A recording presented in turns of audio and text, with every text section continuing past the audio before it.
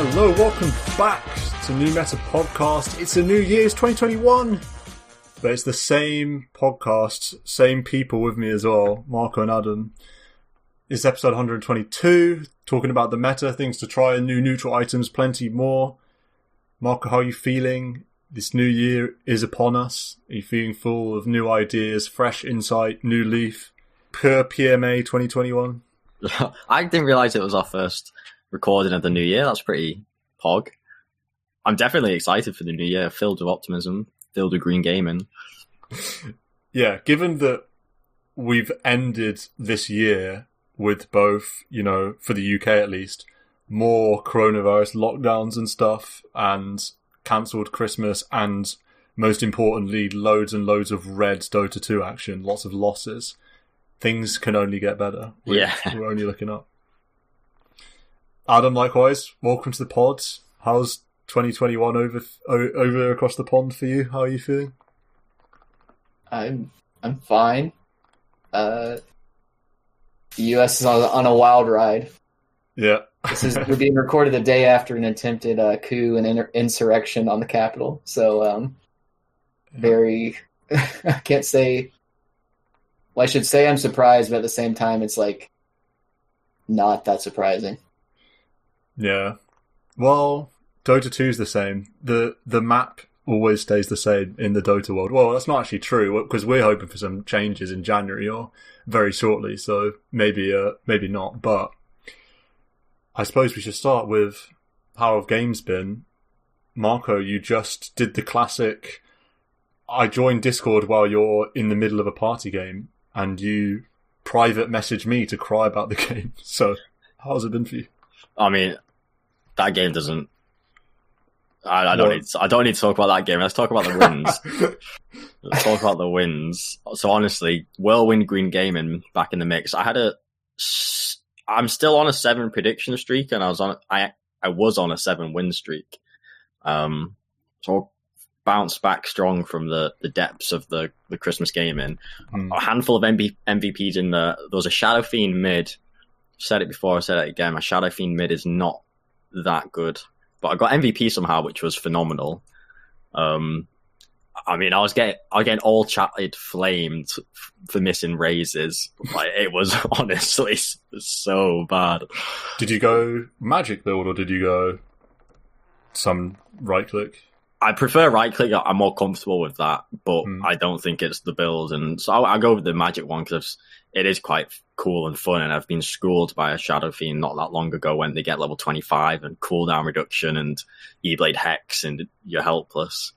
And I mean, there's a Chinese proverb that is like, "You miss every raise you don't take," and it turned out I missed every raise I did take as well. So it was honestly diabolical. But we won and I got MVP, so Gaben was looking down on me fondly. Isn't that like a Wayne Gretzky quote? That's what I thought. I thought it was that a Michael Jordan quote. Yeah. Maybe. I'm not sure who it is, but I do agree you miss every raise you don't take. I also miss every raise I do take, so it doesn't work that well for me, but I'm so jealous that you got a win on Shadow Fiend. I'm actually really jealous, because I just lost the game on Shadow Fiend. You just need to hit the turbos to get that green game in. I know. Why are raises so much easier to hit when you're playing turbo against bots? Why is that? So frustrating. I had, maybe we'll talk about this later, but the POS 1 Omni Night came out, and I have said for a while, give me a bit of POS 1 Omni, and I didn't realise was this Flavor BSJ vid, so when I floated the idea, and Adam and Ron are like, yeah, legit. And I just love it when someone validates my really bad pick. Like so that went well. It felt strong getting the Rady, phase Rady or something like this. And later in the game, it went 75 minutes. It was just a nightmare to end for some reason. But I mean, like Hyperstone, that OP Blink, whatever it's called, Overwhelming Blink and Abyssal, and you're doing some serious hit. With the really cool shard giving you that pure hit. I felt like I was playing World of Warcraft or something. So that was fun. And then the last the game that ended the win streak. So this comes back to the point of people validating the pick I want to do. So Adam's not happy with me in this game, but I was fine with going last pick because Adam wanted Deuce mid, and I felt like we saw the enemy's mid. So I was like, oh, you can pick Deuce now because we know what you're going mid against. I thought it was going to be a Quap or an Ember, I believe. So I'm like, all right, I'll take last pick. All right, what do I float? Pos 1 Pudge, because I knew the enemy ranks weren't amazing. Why would you wait for the last pick for Pos 1 Pudge? I'm mid, and we know they're mid, so it gives me license to take last pick. Adam will not be happy with that, understandably, and he'll maybe tell us about that. I'm thinking last pick, and I'm like, oh, enemy ranks. We can justify a Pos 1. So Marco's recording cuts out here for 30 seconds, and this is the last time this is going to happen because we're using a new recording technique from next week. But basically, he wants to pick Pos 1 Pudge, which is already outrageous, and instead misclicks, picks Phoenix instead, much to Adam's dismay and disgust. But so far so good in this game because he's gone mid, and he's even solo killed the enemy mid. And we pick up the story just as things are about to go a bit pear-shaped. Solo killing mid is all easy, but then the moment that the game turned south for me was I was getting dived by 3 heroes, one of which is a Barra, but I knew the dive was happening 10 seconds prior to it happening. So it's not like one of these, all of a sudden, you're getting ganked. It was, I see the Barra charging, I see 2 enemy heroes with vision walking towards me. The dive is coming. But I have too much time to react, and so it's not a good practice, but I all chat in this window of it's incoming time. So I all chat something like, "Are you seriously diving me 3 people mid?" I don't know why I all chat like. There'd been a bit of all chat already, and then when I come back to the keyboard, I'm a bit flustered. So I don't press my fire spirits. I do press my dive because I can bait them further into the lane. But I do end the dive 0.01 seconds after pressing it, so I don't move anywhere. Oh. I don't press my fire spirits. I then just press my ult, and then I die in 1 second. And I know for fact it was a triple kill. And they were ready to go tier 2s, and I was ready to dive and fire spirit. And from there, my game was a bit south, and Adam couldn't carry us. So there's been some good games. Yikes. Adam, what was your experience on Deuce mid in that game? Did you have a... No, I had to go safe lane. Oh, you went safe lane. I see. Yeah, I got kicked out of the lane, and also it let them last pick anti. Yeah, that was pretty painful. Or no, they last picked Nyx. Sorry. Yeah, they last picked Nyx after that. Yeah. So it was like, oh, I give them another counter pick, and I get kicked off my lane because PH over PU. Yeah. Then I'm looking at the chat, and all you said at 9 minutes, nice obs mid. At 23, you said Barra God. And at 26, you said nice. And at 27, you said nice. Those are the only things you said that game. So it's that 9-minute case. I know that I all chatted and then fucked up my keys on the keyboard and didn't. That's when I lost it. What should have been a triple kill ended up being nice or whatever. So, yeah, and it was a tough game. I wanted to try the Medusa level 25, 75 int Witchblade build, so I did that, and it was pretty cool. It was a lot of damage, but also I was coming from behind the entire game.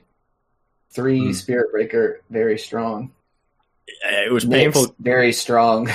Yeah, they had good heroes, but it sucks really hard when one of the enemy player's worst player, like one of the lower ranked in this varied party game, is the Barra, and it's like a 10-0-4 highest level in the game, pos 3 Barra that has. It's just not the situation you want to be in. And I was catching a lot of lag, so that wasn't very fun either. But it was winnable until it wasn't winnable. I think if I got I had enough gold for an Ags, but I couldn't get it. Like they were just, they were pushing top, so I couldn't get my courier out there. Because if I had Ags and Ag Shard, I wanted to try that out. So you turn people to snakes, and then if they target you, you throw out a snake. Yeah, I've done that, and that's the first game I played in 7.28 was Ags and Shard Medusa. It was good fun. I remember that game. Although we sort of stomped it. I can't remember if you were in that game. Might have been. And then like I shouldn't go 75 int Medusa against AM and Nyx, but I had to. Like I wanted to see it happen, and then I did get mana voided for like 2,800 damage that triple killed everyone around me. But I was looking, it's like I had 1,500 HP and like 2,900 mana. I was like, holy crap, that's like it would explode everybody, and that's what happened. Yeah, but greener pastures winning games in ranked, casual win streak in ranked, Adam.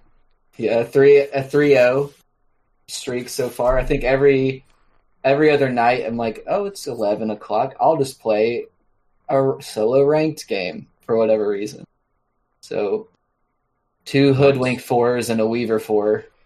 And I told Marco to watch out because when I can just be like, I'm going to pick Hoodwink every game and play 4, and then it gets banned. I'm like, I have no recourse. So what I do? How about I just pick Weaver 4, and it works? Yeah, that's when everyone needs to be on the lookout, because that's when the climb happens. This is like when anything works.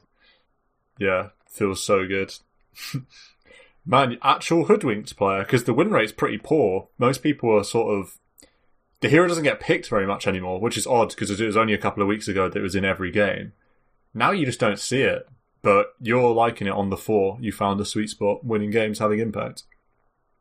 I hope I'm having impact. Maybe I'm not having impact. I'm also going like Greaves, Vlads, so it's probably not what people are normally doing. Yeah, it's interesting. I quite like that shout. We talked about it last week a bit actually as well. The Hoodwink corner update about how it's a 4. So I don't know if we need to go over it again, but yeah, I'm not like going damage, and I am like shoving waves, but not with damage, just with like the spells. God, yeah. And then running away. I laned against a Hoodwink as a Ricky, and oh man, was it Nick and...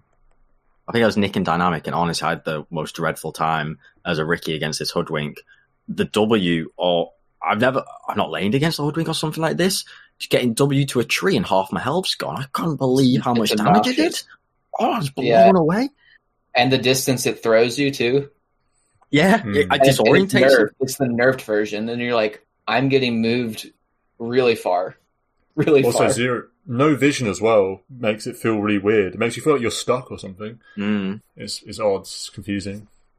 My games, though, first things first, I dusted off an old friend to get me back into the ranked.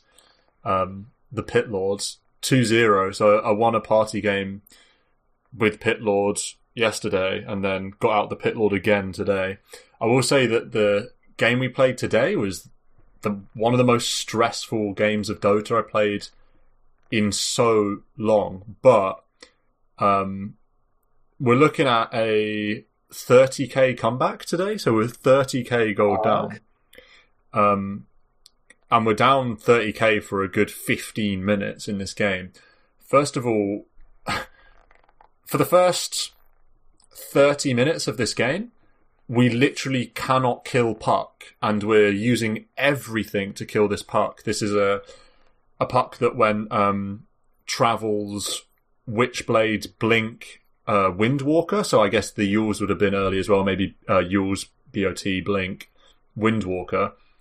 We're throwing everything on Puck, and I've gone Atos with Pit, and I didn't actually realise, I wasn't aware that you could phase shift while rooted, and you can escape. You can orb while rooted. You can't jaunt, because that's a repositioning spell that you can't use while rooted, but you can phase shift. So all you have to do is phase shift, then you can jaunt. So roots do nothing against Puck anymore. And obviously once they've got the Yules, then that's a separate issue. And once they can Yules and also Windwalk up a cliff or something, we were using everything on this Puck to try and kill them. Wasn't working, and it's just so stressful, because it's one of those games where you have a team fight and you're like, don't go on Puck, we can't kill Puck, too difficult, we use so much resources and time and energy trying to kill this Puck and it doesn't work, so just don't bother. And then a fight happens, Mars randomly gets a spear on this Puck and you're like, oh my god, quick, kill Puck in stun duration, get puck down to 10%, and then it's all windwalk, phase shift, blink, and you're like, wait a second, didn't we just have this conversation 5 minutes ago about how we cannot go on puck? It doesn't matter if we, oh my god, we've got a root and they used their spell. It doesn't matter. We can't kill the puck. So that was the first 30 minutes of the game. And then the last sort of 30 minutes of the game, we're dealing with a bristleback, enemy bristleback that we literally cannot kill with 5 heroes, 5-on-1. This Ethereal Shroud, it's not necessarily a good item, but on Bristle it's unbelievable that you won't find a hero that this item suits more than Bristleback. So 20% spell lifesteal on heroes. His 25 talent is 13%. So from a 3.2k item that has a hood, which is a good item for Bristle anyway, you're getting closer to double than of his 25 talent. Combine that with a Bloodstone, that's another 30% spell lifesteal, and an Octarine Core. He's actually unkillable. We'd go on him with Wraith King, Underlord, and obviously I've got a Firestorm, which is percentage, Silencer, Mars, all heroes on this Bristle, literally doing no damage at all. And Bristleback, in my opinion, could have won this game if he just walked up high ground and started hitting the tower, because I don't think we could have stopped him, but he didn't want to do that. And so the next half of the game was trying to deal with this Bristle that's unkillable. It was a really difficult game. In the end, the hexes were too strong. We built 4 hexes. The turning point is about 45 minutes in. I mean, we're still 30k down at this point, but just looking at the Dota buff items, our Silencer gets a hex at 43 minutes, mid-Silencer, which is awful. This mid-Silencer had a rough time. 43-minute hex. Then we get a 45-minute hex on Mars, and a 48-minute hex on Dynamic. So in the space of 5 minutes, we've now got 3 hexes. So that was very good for dealing with puck. Even with Lincolns, it sort of was too much. And that was the most stressful 20 MMR I've ever had to fight for in my life, even on Underlord. Too? Yeah, man. Ranked Dota 2. I don't pick Underlord in unranked. Underlord comes out when I need party a win. Rank. Yeah, man. It's the way forward. 2-0 party rank this week. It's the way forward, I'm telling you. The games are just good. And then outside of that, I can sum up my games as... I'm 8-3 this week, which is really good, but I can sum up my games as play a hero I know how to play, win, get the temptation to try a hero I'm not very good at, loss. That's the long and short of it. So this week, fancy playing TB, loss, play Meepo, win, fancy a game on Timber, lose, play Void Spirit, win, fancy a game on Slark, lose. Fancy a game on TA, win. TA again, win. Underlord, win. Ember, win. Fancy a game on Tinker, loss. That was a heartbreaking game, by the way. Every time I lose on Tinker, it's actually heartbreaking. This should have been a win, for sure. I know, I literally see my end-of-year stats flash before my eyes when I play Tinker, because I just have so much to prove. I've got such a chip on my shoulder with the hero. This should have been a win, and I messed... I sort of played, but very bad. Very out of practice on Tinker. Not that I was ever in practice, but there you are. Then Underlord win, and today fancy game on SF loss, although that was undeserved. How does this make you feel, Adam? I was SF mid against Quap, which is already a hard matchup. I solo killed the Quap, which is really very good. But I have an off-lane Wraith King going Midas, and a safe lane PL that goes Midas, and a Wind Ranger Pos 4 going MKB first item, and a Bounty Hunter 5 going Orb of Corrosion first item. That's the unranked experience. That is the unranked experience, yeah. Unranked is crazy, honestly. Every game, your team is either that, just horrendous. Just greed, just pure greed. Pure greed. Or your team's like a Chen Ench Beastmaster lineup. There's no in between. Yeah, unranked Dota 2 is something else. It's pretty good fun, though. I had a good time. I had 11 kills. It's pretty good on Shadow Fiend. But yeah, you had to kill things because there was no creeps. Yeah, literally. It was really odd. Also, our PL wasn't using Midas active. It was honestly bizarre. He built Midas for the casual attack speed or something. I don't understand. He wouldn't use it.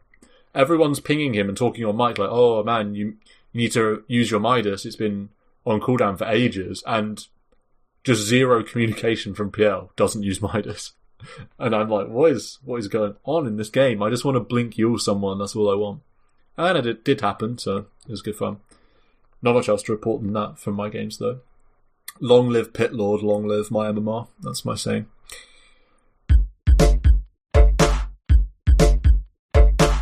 First order of business, new neutral items. We didn't really get a chance to discuss this when we were doing the Mistwoods update live reaction pods. We sort of brushed through, but now we've had a bit of time to deal with these new items and to see them in action.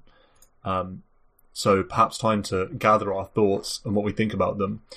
Starting with the tier 1 items, we've got the Chipped Vest, which is 3.5 HP regen, and every time you're attacked, you return 26 damage to heroes, 13 to creep, so mini blade mail. Possessed Mask, which is +7 primary attribute and 7% lifesteal.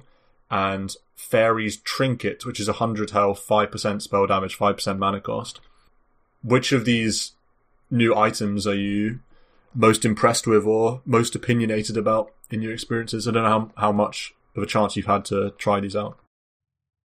I feel like Fairy's Trinket is overhyped because it reduces mana cost and gives a bit of spell amp, but it's only 5%. And I know it's the early game, but I feel like there's too much hype about it. 100 health. 100 health is nice, but I feel like you see that it's got this spell amp and mana cost reduction, and it's quite a flashy components. You see on a Kaya Yasha, kind of exotic. Oof, must be really good, but I feel like the numbers are meaningless. I don't know, I feel like every Puck, Zeus, Quap... Yeah, you love it. Yeah. But you love it too much. Do you love it more than an Arcane Ring or a Faded Brooch, though? Oh, Faded Brooch movement speed's to die for, honestly. Arcane Ring 10 ring in damage? 2 armor. 10 in... Oh, that's 1,000 gold. I know, it's insane. Arcane Ring's bonkers, honestly. Like, you couldn't pay me to want 5% spell amp or 5% mana reduction. I think it's really value on Zeus. And then I think the other heroes, you probably want other things. But you can't get the Arcane Ring every game, so I think you're happy with the Fairy's Trinket. Yeah, I'll take it. I think the best one is the Mask. The Possessed Mask. Yes. Casual 7 primary... 7 primary attribute and plus 7% lifesteal. That's... Every carry is just like, yep, doesn't matter if your strength or your agi. It's just like, give me it. Yeah. I can jungle forever now. It's half of a Morbid, for Morbid Mask, 15% lifesteal for 900, and this is 7%, so half. Plus you're getting 7 primary attribute. Do you, to try and contextualize how good this is, if you're a Morphling and you get a Possessed Mask, do you not bother with a casual Morbid Mask anymore? Do you just not need one? Yeah, I think you're right. I think you just skip it. Yeah. Well, I think you probably already have one. And I think you use both, because then it's like absurd levels of lifesteal. You know what I mean? Yeah. Yeah, and Chip Vest is quite fun because it's a bit of an off-lane item. Off-lane pods for, beefy boy item, whereas there wasn't one for the tier 1 items, really, before this. So it's cool to see them add it in. I quite liked that. And it's an interesting effect with the return, passive return. And 3.5% HP regen is pretty strong. It's all right. I mean, I know 7 minutes into the game, it's not the best, but I think that's the only reason why you'd wear it. Yeah. I don't think the passive's worth anything, to be honest. I think if you're a 3 and there's a support right-clicking you, they'll feel it. 26 against a lion or a Cottle. It's like the lane's over already at 7 minutes. Yeah, it is the regen more so. Yeah. It's better than, nothing. Yeah. And the 3.5 HP regen is really good. But I just think the blade mail passive component's a bit meh. Yeah, it's meh, but you could think of it as plus 26 damage in a way. Every time you're attacked, you're dealing 26.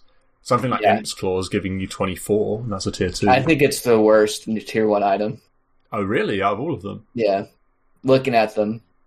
That is interesting. Arcane Ring, Broom Handle, Brooch, Fairy Trinket, Ironwood Tree, Keen Optic, Ocean Heart, Jelly, Trusty Shovel, and Possessed Mask.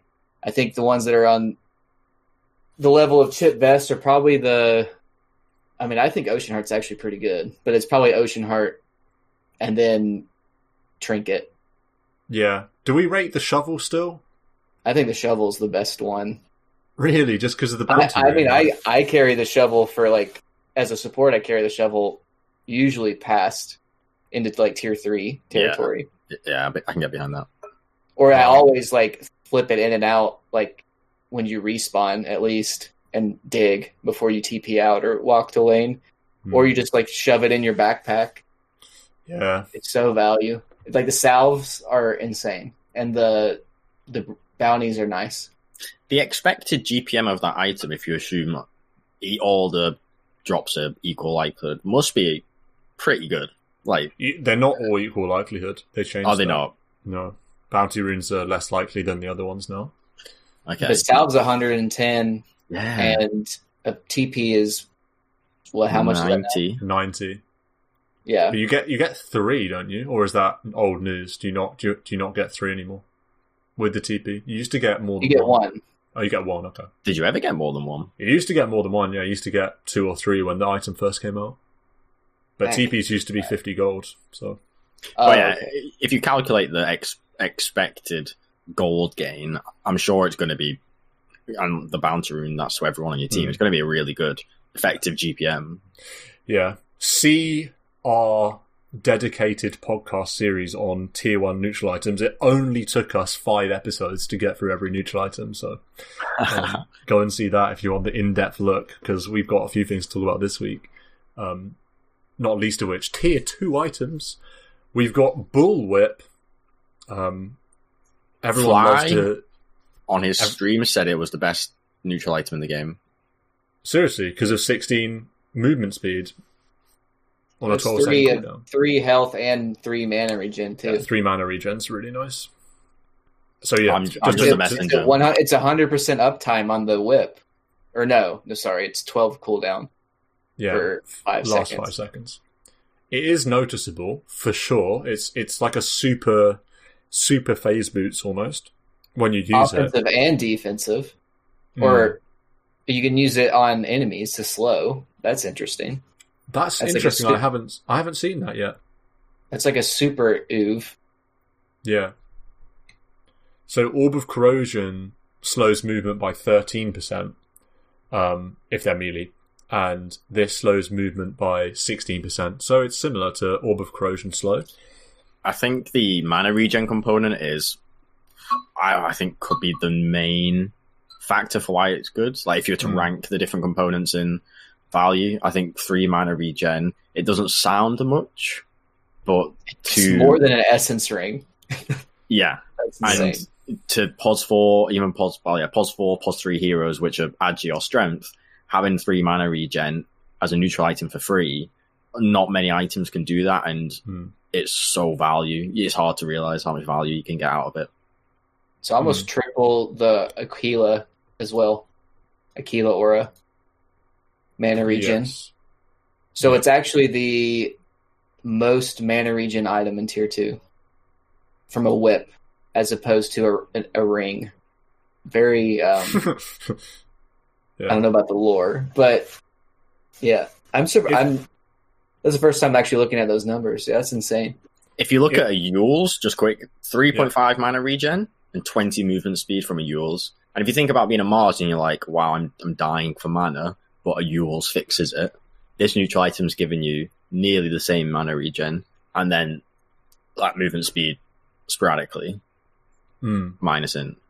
Yeah, it's nice. If you compare Bullwhip to Essence Ring, if we presume they're the same regen, obviously they're not, they're 0.5 difference, but if we say you're getting roughly the same value out of them for the mana regen on your Marses and other heroes that are mana hungry, do we feel that the active of the whip and the HP regen is better than the 6 int and the life essence active on the ring? Are you talking about a Mars? Yeah. Because the Mars, you just want movement speed to get in range to like hit all your spells. Yeah, and it's giving you a lot. We talked about Yule's just briefly. We talked about Yule's being 20 movement speed. This is 16%, which is going to be more. It's going to be closer to, it's going to be closer to like, something like that, 35 or something. 40? It's way better than the ring because the ring active is 200 mana, and a hero like Mars can't use it. I don't think Yeah, I've that's what it ever is. cast Essence Ring in my life. It's funny because it's one of the most used items. Yeah, in it's so Pro. good. I It's hate very its It's so mana. good. Also, Bulwark active is free. It costs no Yes. mana. So what's up with that? It's like phase boots.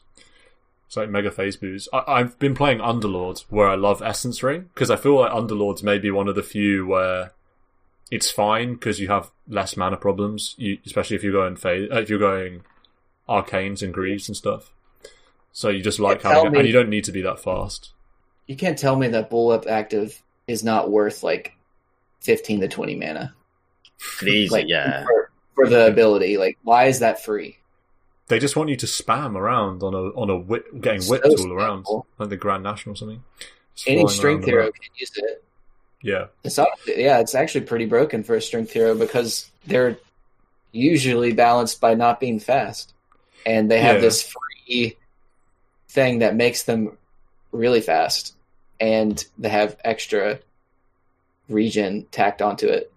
Yeah, that's way better than the ring. Especially the ring was like insane when IO could abuse it, and then when it was like really cheap mana wise. But then they made it like how they used to nerf mech and made it like 225 mana. It's the same for the ring, and now it's like, oh, you can't put that on a lot of the heroes and like actually use it for the burst heal. If you're a PA or maybe a gyrocopter or something, an agi core that is mana hungry in the mid game and wants to just use mana all the time to increase farming speed, do you want the bullwhip for the mana regen and the speed camp to camp? Is that going to be more value for you than a ring or a Vambrace?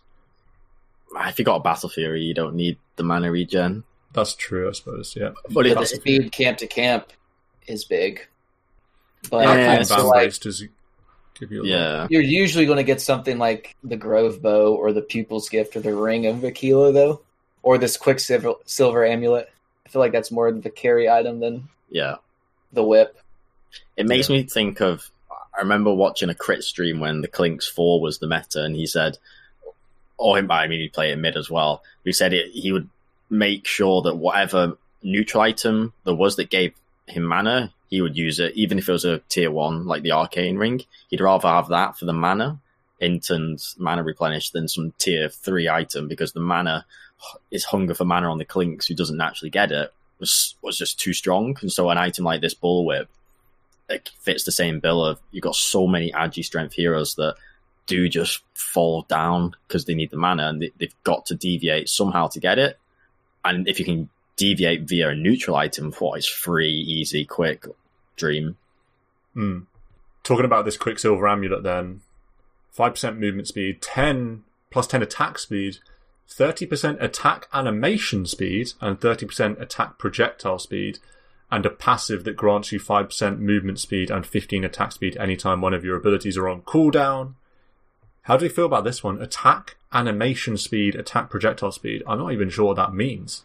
So at one time, I thought that this could stack the 5% bonus move speed and 15 attack speed anytime one of your abilities is on cooldown. You're right. Where Is that like not if the you, had case? if you have 4 abilities, do you get 4 stacks of this? I don't think that's the No, case. no. It's just one of them. Yes. Because some heroes, that's like really good if it would stack. I think this is like a sniper item. It's an amazing item on projectiles. So like sniper projectiles already like super fast. And you Why is that? Just to ask a basic question, why is it that makes a difference? Doesn't it not make a difference that the projectile's going faster? I mean, I know it gets to the target quicker, but That's all. It gets to the target quicker. does that So it's like quicker for blink disrupts or just like initial damage, right? or just quicker to kill someone and get out. I mean, it's just fast. It's like it doesn't raise your DPS. Well, like the attack speed does, but like it doesn't raise your DPS because it gets there faster. It's just that it gets there faster. Yeah, it will increase the amount of damage you do in the first second. It doesn't increase your DPS, but the first instance of damage and the second instance of damage and the third instance of damage will all get there a bit faster because the projectiles are a bit faster. Yeah. And then like it's your marginal, but... sniper ult gets there faster. Like that's got value. Like stuff like that. Is that because that's an attack projectile, his ult? Or is it just all projectiles are faster? Is that what it's saying? Did say I'm on the Dota 2 wiki is not filled out for this item, so I don't know what the exact wording is. What does it say? It says 30% attack animation and projectile speed. So, well, if they're lumped together, that would just be auto attacks. Yeah, I think it would just be those two lumped together, not skill projectiles. But then it's like, what does attack animation refer to? Why would you not just say like backswing projectile? So it's backswing. That's like your like backswing and stuff like that. So yeah, the stutter step aspect. But yeah, the projectile of your right clicks, it is marginal, but like stopping the blink or stopping blink's massive. But if it makes me think of someone like an OD or a silencer, you could be throwing loads of right clicks at someone, but then things like a glimmer, and they're able to dodge a few because they don't land by the time the glimmer invis hits. This is less likely to happen now.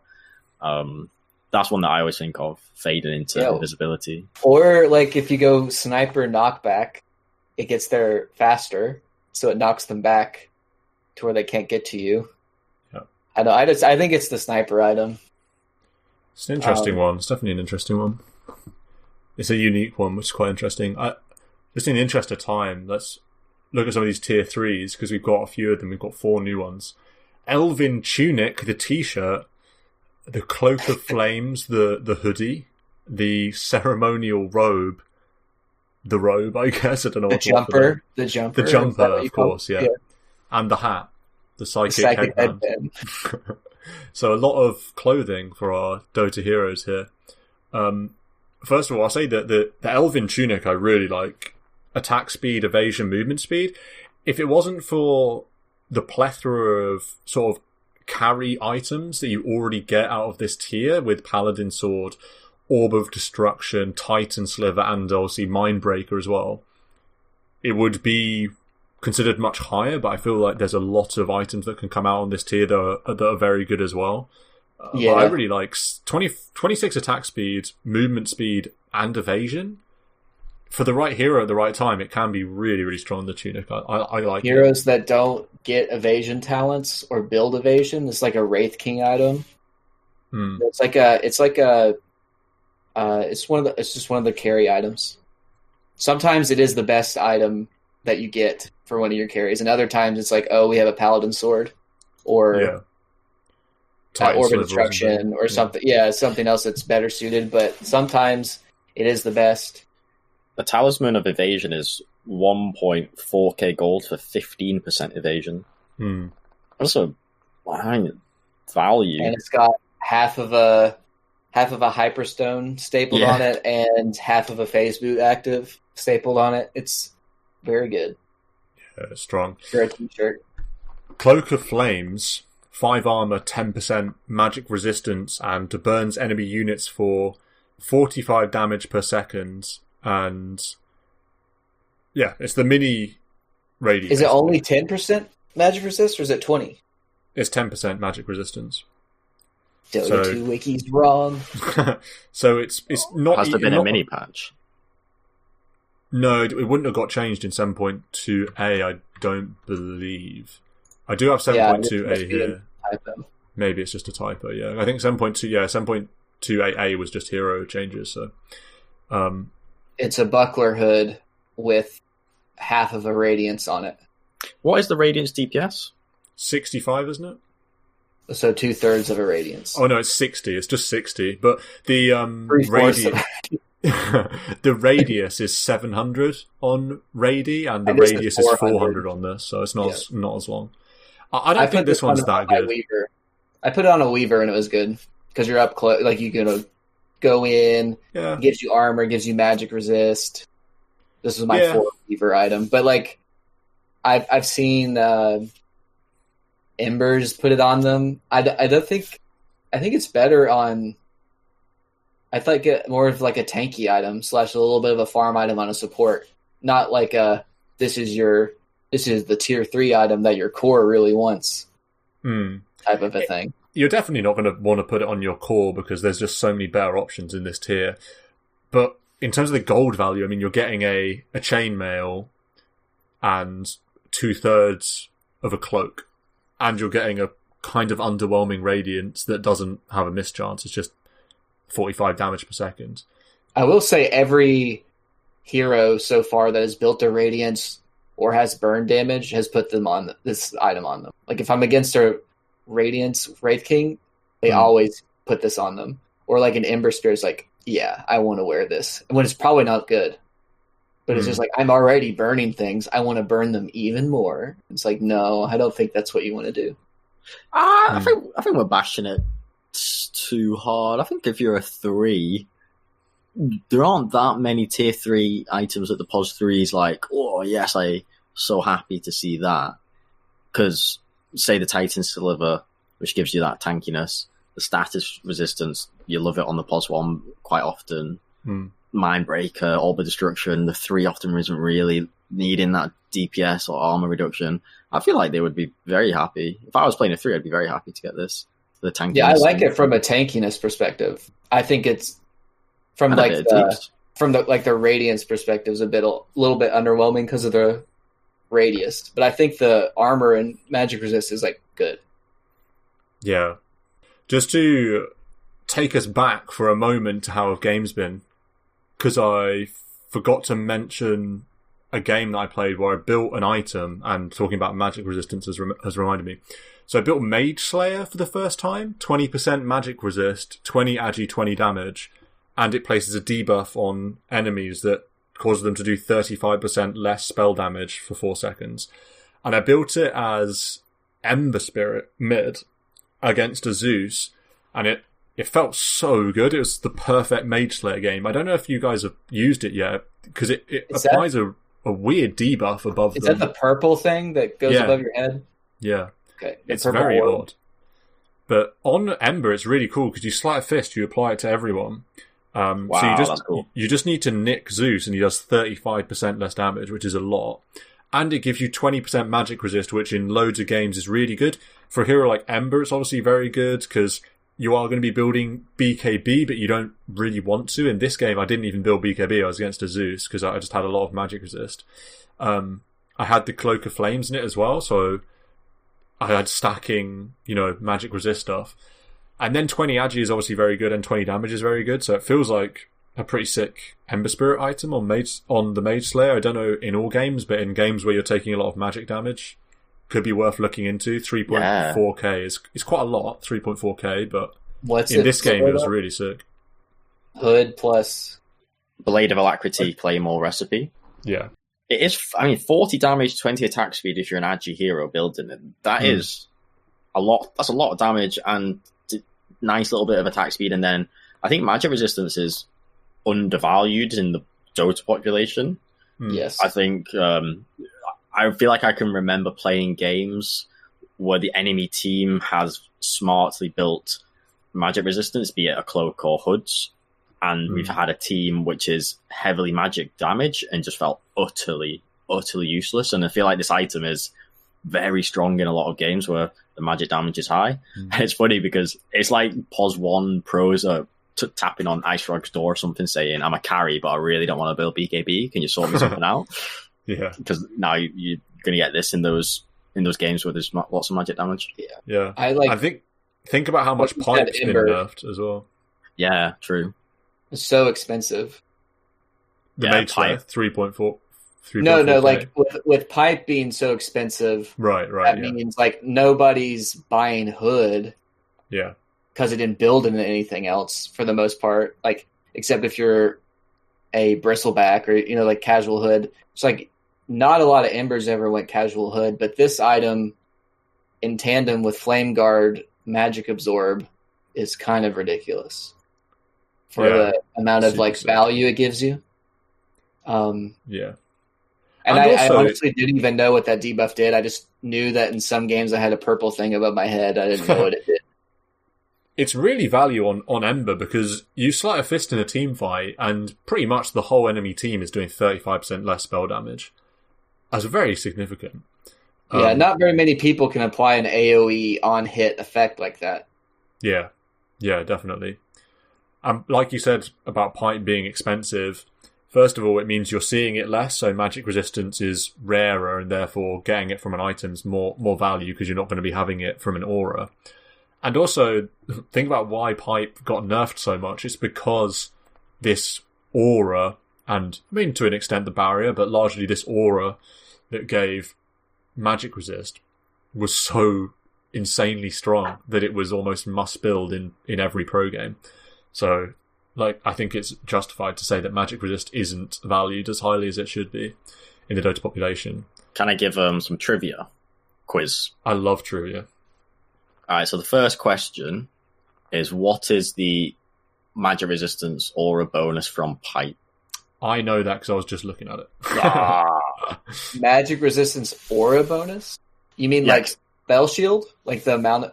No, the passive aura of pipe. Oh. The spell shield's a block of damage. Right. Is that block 400? Chink, yeah. What about the aura? It's like 10%. Too strong. The second question, but does he know? Do you know that the other part of the aura?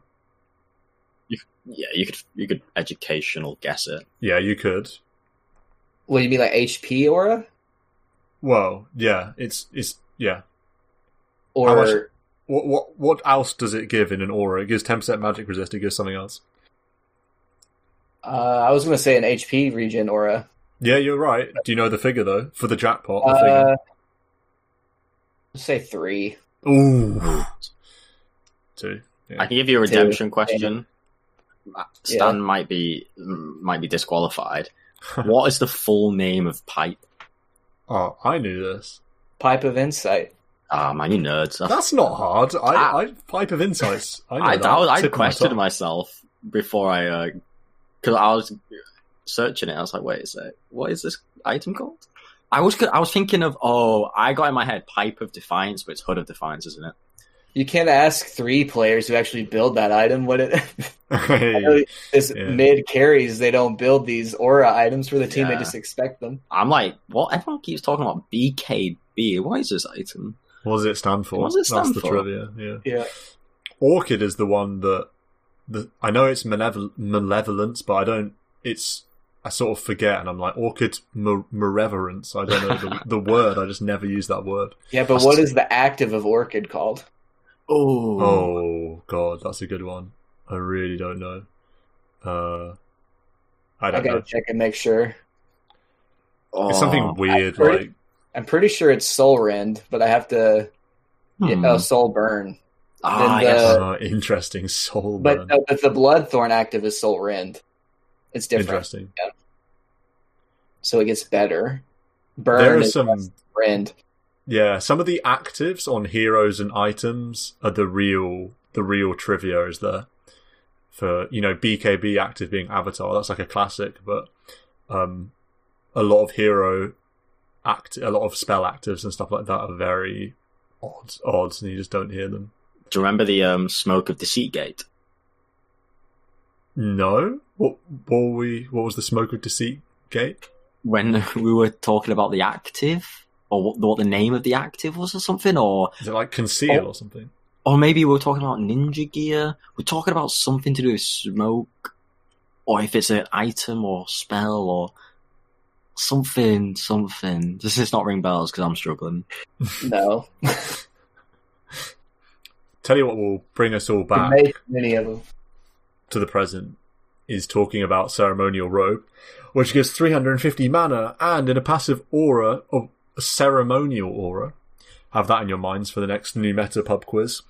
Lowers enemy status resistance by 10% and magic resist by 10% in a radius, and that's not applied on hit, that's just in a big fat aura, 1200, which is the same as Insight Aura on Pipe of Insight, so there you go.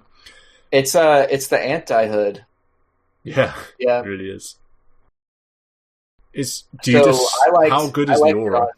Zeus. It's great. It's great on like Zeus, or in the Medusa game it dropped, and there was talk of whether or not I should hold it because it is 350 mana, which is a lot of health. Or like I'm sure an OD would like this item. I think Puck maybe. Yeah, certain int casters like the flat. It's a lot. That's a lot of mana, and then if you are dealing magic damage, it's just 10% buff to your damage right away. So, and that's debuff stuns lasting 10% longer as well. Yeah. Right. Does it make yours longer? Does it make yours last longer, or is yours always the same? It probably lasts a little. It probably makes OD's W last longer too. 10%. If a stun's going to last 10% longer, that's pretty good. Like all debuffs, all debuffs. Yeah, bit extra disable. But yeah, I think it's a definite Zeus item because you're spamming a lot of spells. Yeah, so you're getting this is a weird one many times over. If you're Doom and you doom someone and you've got ceremonial robe, they obviously have the doom duration increased by 10% because they've got lower status resistance. If you then walk away and therefore they leave aura range, what happens? For the rest of the duration of doom, is it the normal? So say half of doom is done. Okay, so it's like 1.1 when you're in the aura, and then 1 right when you leave. So it takes slower to get. Aura. It will take 10% slower to get halfway. Yeah. Okay. Wow, learn something every day. And then how do we feel about that compared to the psychic headband, which is 12% intelligence? Which is quite interesting. You don't see that in other items. A percentage-based int stat increase and 100 cast range, and an active, almost hurricane pike that pushes the enemy away from you 400 units. I quite like this one when I've seen it. That's a silencer item, or it really is, or an OD item. Yeah, a lot of sick int hero tier 3 items. Yeah, well, they were missing, I think. The tier 3 is like the carry, the carry realm, basically. Yeah, there wasn't really anything for an int hero except like spider legs, and maybe like quickening charm or quiver, maybe. Yeah, it's kind of iffy. Yeah, and this is giving you 100 cast range. Telescope's giving you 135, and Keen Optic's giving you 75, just for reference. Obviously Telescope's in an aura, but I like it. There's not much to say. I feel like there's not much to understand. It's quite easy to understand. Do I want 100 cast range and int? And if the answer is yes, great. Oh, and by the way, you've got this pushback. I don't think many heroes are picking it for the pushback. Do you know what I mean? No, I really like that feature of the pushback. And I had this item once, but because it's a mechanic that is completely new in that it's awkward. I know it's like an anti-force staff, so you know what force staff does to you or an enemy, but you could have an enemy running at you, and then this would push them away. And I felt like really hard to get your head to understand what using this item would do, and to be ready to use it in the correct moments because it's so foreign. They're still facing you, but they're not pushing you away too. So it's like half of a pike. It's half of a pike, yeah. And so there's definitely play potential with this. You could push enemies back into your team, back up ramps, get them away from you defensively. A lot of play potential, but I think it'd be quite hard to pull off. Yeah. Also, I'm so rubbish at using neutral items anyway because I've got it on G, which is... I'm not good enough to just press G. So items like Minotaur Horn, where you need a clutch press, I just can't do items like that. And Flicker and even something like Spider Legs, where I need to clutch Spider Legs away. It's just not happening because I can't press the G key on my keyboard. I just can't do that. Yeah, it gets too many buttons with neutral items. I had it awful when I was playing the Omni game, and I had Fallen Sky, and because the neutral item, for me, it's V, and it's just at the bottom priority of kind of what I'm conscious of. And it took me a fight to realize, oh, wait a sec, this really should be my highest priority, my brain, because this item is so disgracefully good. Yeah. let's move to the tier 4 items then, and the new ones we're looking at here are Trickster Cloak, Stormcrafter, and Penta-Edged Sword. First of all, I will say the inspiration for today's episode, or today's segment that's now become today's episode, is the fact that I discovered today that Trickster Cloak makes you go invisible. I didn't know that. I actually didn't know that. Someone went invisible in one of my games, and I was so confused. I was like, who glimmered them? They don't have Shadowblade. I didn't know what was going on. And then I saw this weird, almost Rubik-like icon and Trickster Cloak, and I read that it makes you go invisible for 6 seconds for free on a 25-second cooldown, as well as giving 20% magic resist and 20% evasion. So they're really liking these magic resist neutral items. How do you feel about Trickster Cloak? It seems pretty nice, although it's up against a lot of stiff competition in tier 4. This is obviously 37 minutes into the game, so I don't know what your thoughts are on this one. Is invisibility a bit of a gimmick at this point? Nah, Invis always is value. We know that hub. It's escape. It's initiation. It's good. Invis is out of the blue. Invis is so strong. Just for those reasons. I think it's way better than a lot of the other tier 4s. Tier 4s are now very, very strong items, but a lot of them I feel are quite situational for them to be really value. Like the leveler is amazing that time that you're base racing or something. Or I've never seen Flicker used that well. Minotaur Horn, some games it's incredible to have a BKB for 1 second. Others it's not. Same with Telescope, Illusion. I mean, they all have high strengths, but I think the invis aspect, you're always going to be loving that. How do you think it stacks up against the Stormcrafter, which is 4 mana regen and gives you a Yules for 0.75, and gives a passive, so zaps an enemy within 700 range, dealing 200 damage, and a 40% slow for 0.3 seconds, strikes every 3 seconds. I must say, I don't think I've ever seen this item. I don't think I've ever seen this in game. Oh, this is what drops in every one of my games. That's interesting. I've not seen a mini Yules yet. I had it once in the Omni Knight game, which was an epic saga, and again, didn't realise neutral items can be cast, but when I did, it was Omega value because the Cyclone Dispelling, I got 10 debuffs on me at any And you were against a Ricky, too. Yeah, just constant. I was frontlining just so much shit on my face. It's like the Stormcrafter. You had no mana, so it's like, here, take this Stormcrafter. Yeah, the mana regen as well. Maybe you can cast because that Holy Punch thing costs 30 mana. It's like actually mana problems for an Omni Knight to keep that up. Yeah, it was against Invoker Ricky, so Diffusal and EMPs, I was struggling for mana and just general crap. So the mini Yules, again, some games it's phenomenal value to have that dispel. I don't think the damage aspect is even. I think it's really bad. The damage aspect does slow for a little bit, but I think at this point in the game, 37 minutes, you're going to have to be like an Ogre 5 who can't split push or can't shove a wave to really give one. And then 4 mana regen. Again, even strength heroes at 37 minutes, you usually don't need it. Yeah.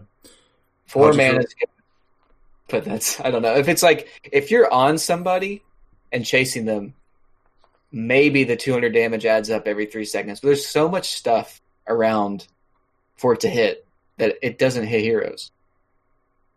Because it's hitting a Wraith King skeleton or like a neutral creep or a Lycan creep. I don't know. It's just not very. In a world without summons and illusions, you are guaranteed probably 400, 600 damage in a fight. It's quite nice. I mean, it's not. Over 9 seconds or something? Assuming. Yeah, I mean, it's underwhelming for sure. Yeah. I think 37 minutes of the game, the late game starts to become about the dispels or the defensive. Yeah, it's all the mini Yules is what this is for, and the mana regen. Yeah, sure. Yeah. How do you feel about the Penta-Edged Sword, Adam? 45 damage and 80 plus 80 attack range for melee. So similar to the broom handle being plus 50 attack range, this is plus 80. And then maim, the old Sanj passive is here for the Penta-Edged Sword. Each attack has a 20% chance to reduce enemy hero movement speed by 20% and attack speed by 60. I think most melee heroes want this. This is the best melee hero neutral item, unless you're like an illusionist cape carry, or for some reason you want spell prism. I think leveler is better for pushing your base or pushing the end of game, but like the Penta-Edged Sword is a free damage item with a sick maim ability, and then you get more attack range. It's probably, I don't know, it's like a 4K item. Yeah, 45 damage is a lot. That's a lot of damage, you know. It's not that, it's only 15 less than Rady. So think about that. It's more than Monkey King Bar. It's really strong damage, and when you compare it to something like a Leveler, Leveler's like... good enough for a ranged hero to use too. Like 45 damage and the maim, like it's good enough to put on a ranged hero. Yeah, that's interesting. I hadn't thought about that. But if you are a melee hero, the attack range aspect is really strong, like really, really good. For, you know, all sorts of reasons that's sort of obvious. It's a nice item though.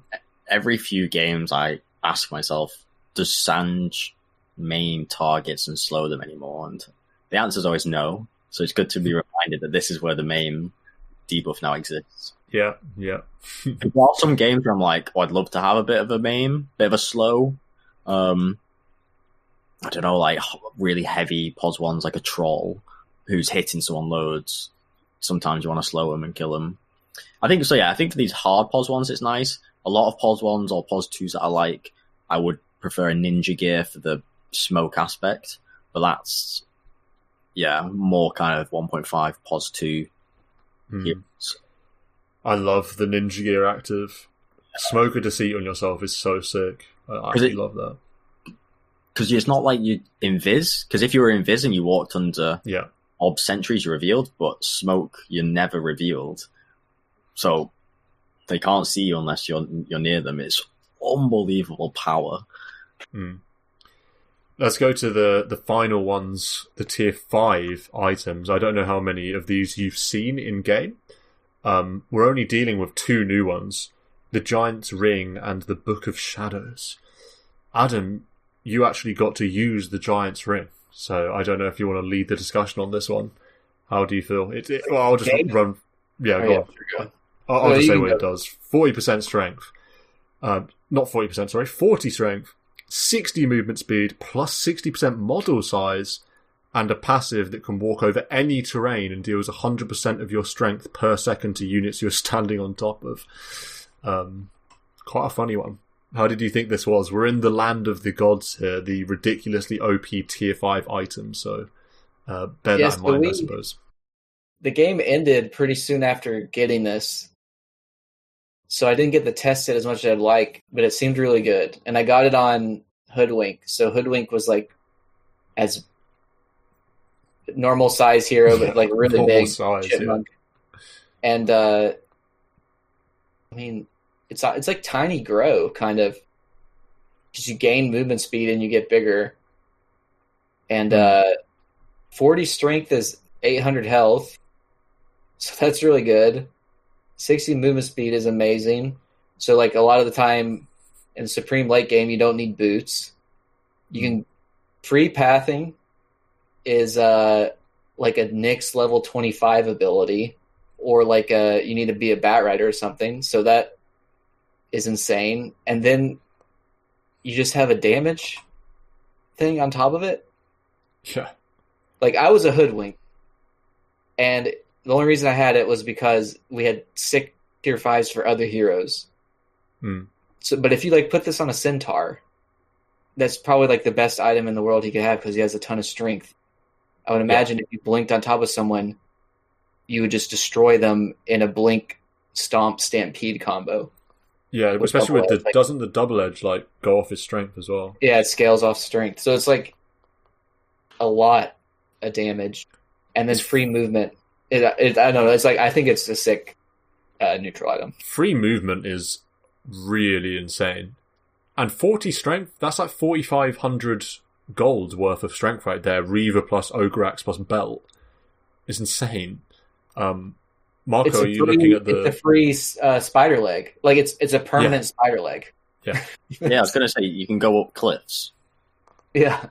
Unrestricted movement. It's like Nick's 25 talent. Wow. Or Visage Ags. It's just bonkers. Just no terrain anymore. Yeah, you Centaur just don't care. Ag. Just a giant. It's bonkers. crazy. Yeah, these tier 5 items are too crazy sometimes. Yeah. I don't know if you've had a chance to. Have you had a chance to play Book of Shadows yet, Mark, or seen it in game? Never. No. Okay, so you could just give your thoughts on this one then. 12% all attributes, 400 night vision, and an active that targets an enemy, ally, or self, and causes the target to become untargetable, but also silences and mutes them, and disarms them for 3 seconds, and applies a basic dispel. So you can move for 3 seconds, but during those 3 seconds, you effectively...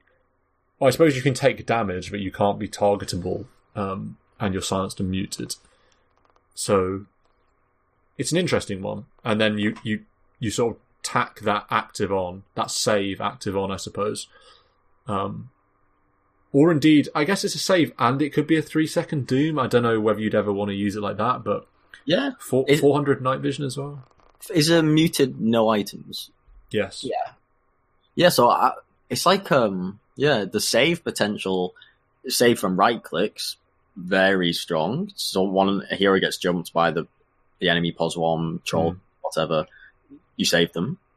4 seconds, nice. Or you start a fight and someone is just completely out of it for 4 seconds, and unless they've got Lincolns, they're muted and they couldn't break out of it for 4 seconds. You can't target them either, though. Yeah. So you're just like, we're going to put you on the bench for 4 seconds in this 70 minutes in the game. I think that could be massive value. And then 400 night vision is probably underappreciated because normal night vision is 1,200, I think, on most heroes.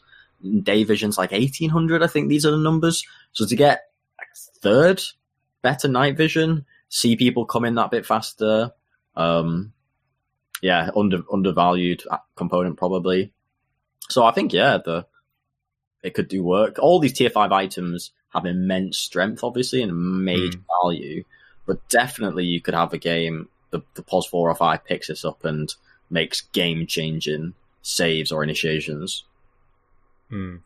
It's so much more, like, vague or, like, nebulous to try and parse out whether this item's good, because I haven't seen it in a game. Whereas, like, you read Giant's Ring, and you're like, that's insane. Yeah. Book of Shadows... I just need to see it be cast one time in a game to where I'm like, oh, wow, that just totally turned the fight on its own. Yeah. I would imagine you just cast this on their carry and then they can't do anything. I think that's where it's, or you save somebody or yourself. I mean, for yourself is good too. The save is so easy and basic. It makes me, on the offensive, it makes me think of a situation like, oh, we need to make this jump happen. Oh, but there's this Oracle or Shadow Demon on the enemy that is... It's so hard to kill and get to that keeps turning these fights. You put this on this POS 4 or 5, you can kick off a fight by turning Oracle or Shadow Demon save asleep for 4 seconds, and then your Void jumps in and Chronos or whatever initiates on the rest of the team, gets that critical kill because you've just deleted a hero for 4 seconds and you break through. I think there's immense potential. Yeah. Maybe. So the only other thing I don't see on the wiki page, what's the cooldown on it? 25, cast range 700. Okay, that's pretty good. Is the muting and removing a hero, it's a bit like Brewmaster throwing someone in the air, but I guess it's easier because with Brew you've got to split and then you've got to throw them and all that. I guess Yules, you could say, it's 2.5 seconds, you're removing them. I don't know how much value that 4 seconds. I know they're putting a lot of value on the active because 12 strength, 12 agi, 12 int, and 400 night vision is not tier 5 worthy. Yeah. So I it's think all the active. I think 400 night vision's underrated, but yeah, it's not, it's not as good as like some of these other ones. I think I'm still in the tank for Fallen Sky as the sickest tier 5. It is bonkers. Yeah. It's a blink plus. That isn't stopped meteor. by damage. It used to be a recipe. You used to have to buy blink and meteor hammer to even get this, and now you just get it all in one. It's bonkers. Do you remember the days when it was Fallen Sky recipe and Trident recipe? It wasn't that long ago. Yeah. And now you just get it pre-made for you. It's bonkers. And 1,600 range on Fallen Sky. It's ridiculous. Yeah. See any reason its cast range should be 1,600? Because that's across your screen. Yeah. On a I think it's because, I don't know the percentage, but like, what is it, 2% of games go to 60 minutes or something like that? I don't know what to guess, but it's like they want to make them memorable, so might as well make them super OP. Both teams have got something super OP. Yeah. I mean, it's sort of... Can you imagine TI Grand Finals, where one team gets Fallen Sky, Apex and... I don't know, Force Boots and Seer Stone, and the other team gets Ex Machina, Book of Shadows, and Mirror Shield, and Book of the Dead. That's a big swing to the team that has Fallen Sky and these other OP ones. But I guess think Ex Machina is the worst. Ex Machina is bad. 25 armor, bro. But yeah, it's the worst. Imagine if that refresher, then it would actually be pretty good. But it doesn't. So, is it actually that bad though? I mean, 2 BKBs, 2 Hex. It just comes so late in the game, doesn't it? There's some times where I'm sure it's fine, but like, I think a carry's going to want a Stygian Desolator or a Fallen Sky, or like a sniper's going to want a Ballista or a Pirate Hat or something. Apex. Yeah, I actually don't think Desolator, the Stygian Desolator is that good. I would say it's probably after Ex Machina and maybe Book of the Shadows. I don't think it's that good. I actually think something like Book of the Dead's not bad. That's giving you half the damage if you're a strength hero, I suppose. I think the Desolator's been nerfed. It used to give like 100 damage or something. Yeah, its numbers are way lower. Yeah, and that was like super sick when it did that much.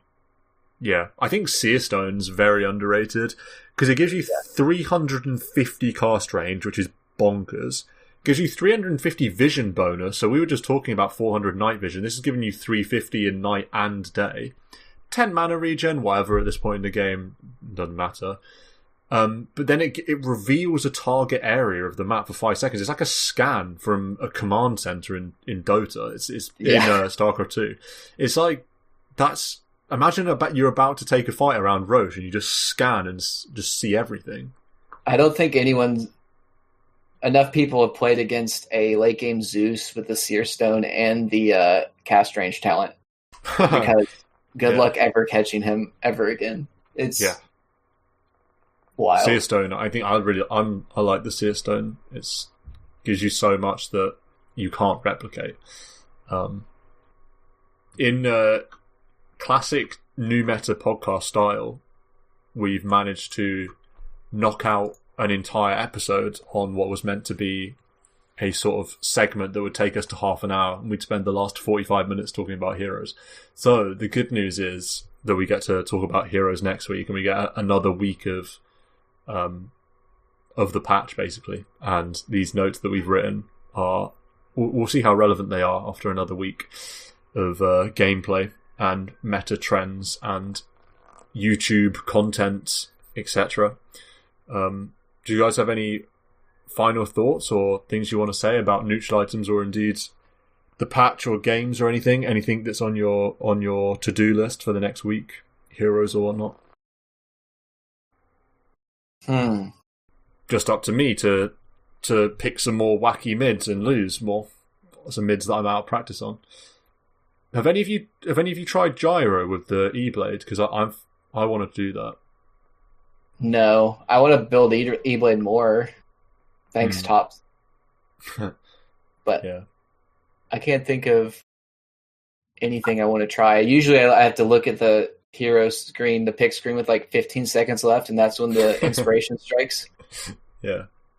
Yeah, I'm trying to remember what my playlist is, because in this, after the depths of the reds and in the green bounce back, I got to dust off a Ricky and an anti-mage. I got carried by Adam and Co when I played anti-mage. Shadow Fiend, Pos One Omni. I feel like I've been taking off a lot of heroes, so now I'm gonna have to. Maybe it's just gonna be Pos One Pudge is the next. I know who to avoid. Or maybe actual position 1 Phoenix. Might as well do position 1 Phoenix and picked it. To be honest, why did you just have me laying in the middle? Sorry, in the one, and let you mid as intended? Maybe that could have. Yeah, I don't know. I didn't think that would work. I just didn't think 1 Phoenix. I don't know. Well, side lane Phoenix is fine. Is just good. Like side lane, yeah. Build ready. Yeah, because I just consider you to be a 3 anyways. We'll just have multiple 3s and have a 1 Medusa. I don't know. Position 0 Medusa. When I think of Phoenix, I think of that game at TI9, I think. Maybe TI8, maybe TI9, I can't remember, where Kuroki played Pos 5 Phoenix and went Rady first item and just... Yeah. He just farmed even though it was Pos 5 and got a Radiance at, obviously not like core timing, but very quick for a support. It was a really bizarre game. There was just a Pos 5 Phoenix rushing Rady. It felt like a pub. It could have been unranked, honestly. Yeah, he was just AFK. So hard. Yeah. There was loads of fights going on. Yeah. But yeah, well, if we haven't got too much to say and too much to do with our heroes, then who knows what we'll have to say next week for Harold Games. I look forward to it, hoping that I'll be able to say that I've won a few more ranked games with Underlords. I'm currently at a measly 10%, Divine 1 10%. The good news is that means that we could potentially play some party ranked this week, as I'm once again in the Divines, so that's good. So, I'll see you guys next week, and until then, have a final whistle.